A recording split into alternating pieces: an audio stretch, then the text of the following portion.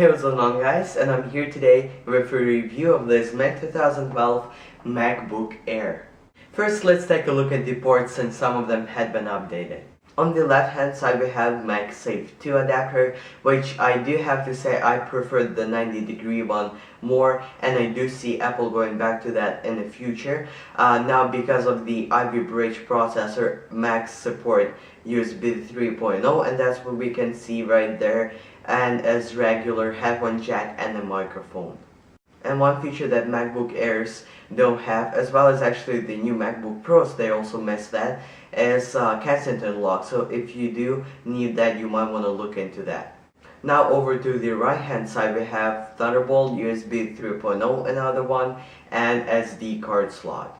So right now I'm just showing you how the ports look with everything connected to them and everything sticking out. So as you can see, this is the left side, right now is the right side, and in a second I will zoom out and show you the view from the top, because I know a lot of people are skeptical about having ports on both sides of the computer, because they are used to having all the ports only on one side. And I will say that I do like this setup. It doesn't come forwards as much, so kind of all the cables are almost behind, and they hide behind the screen very nicely. The only thing is, again, I don't like that MagSafe 2 adapter, because it doesn't just go away into the back but has to go around, because it comes out at 180 rather than 90 degrees. So I took a look at the left side, at the right side, and now let's get to the middle, which is definitely the best part of MacBook Air, because that's where you find the 720p HD camera with a little light beside it that tells you when it's on, but when it's not on, the light is not visible, like you don't even see a thing there. So I am recording this video right now with the built-in 720p HD FaceTime camera, so make sure you watch this in at least 720p HD, and actually this video will be available in 1080p, so that's even better. And the audio comes from the built-in mic, so we're just gonna give it a test at how well it performs for example, for video calling, conferencing, or just chatting with your friends. Still, you want to get the best quality, so this should be able to provide you with that. And mic is well, it's not the best, it's definitely a good mic as for a laptop or a computer in general, but as with any computer, PC or Mac, you would want to get a external mic, whereas with camera, this camera should be just fine. So let's get back to the video. Right below that is 1440 by 900 resolution screen, which is very nice. It's glossy, so it can give us all those nice colors, but it's not that glossy as compared to the 13-inch MacBook Pro. Under that we find backlit keyboard, which not only helps us, and I cannot imagine my life without, but also makes MacBook Air look so much better. And under that is the glossy trackpad, which just like in any MacBook supports the multi-touch gestures. So what I have here is my iPod Touch laying on top of my MacBook Air to show you how fine the Air really is.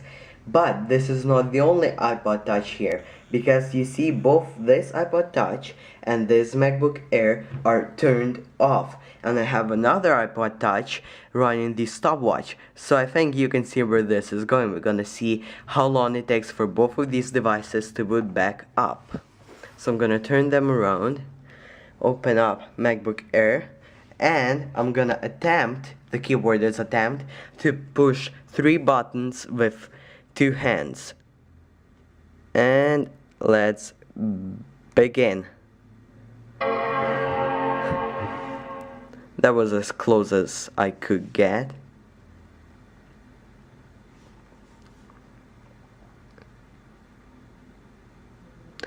So MacBook Air is up at 14 seconds. That's usually how much it takes it. I see anywhere from 13 to 15 seconds, 13.5. and iPod Touch is up in 29 seconds. So that is astonishing. It's 15 seconds difference between MacBook Air and iPod Touch, and it's just incredible how fast it really is. One question that everyone has, and in fact you might have, is how hot does it get?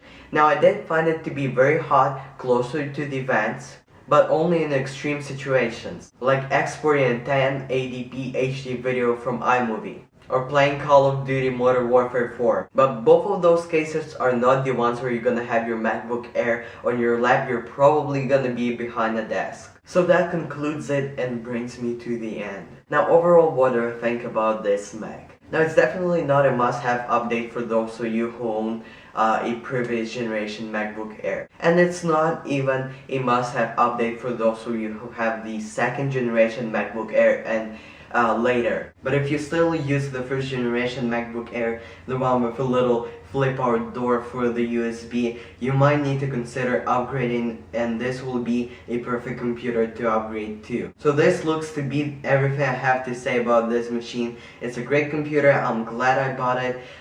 So leave your comments and your thoughts about it down in the comment section below. Obviously, like this video, give a thumbs up if you like it. If you don't, please leave down in the comments as well what you don't like about it so I can improve for next time. Thank you for watching. I'll catch you guys later. Bye.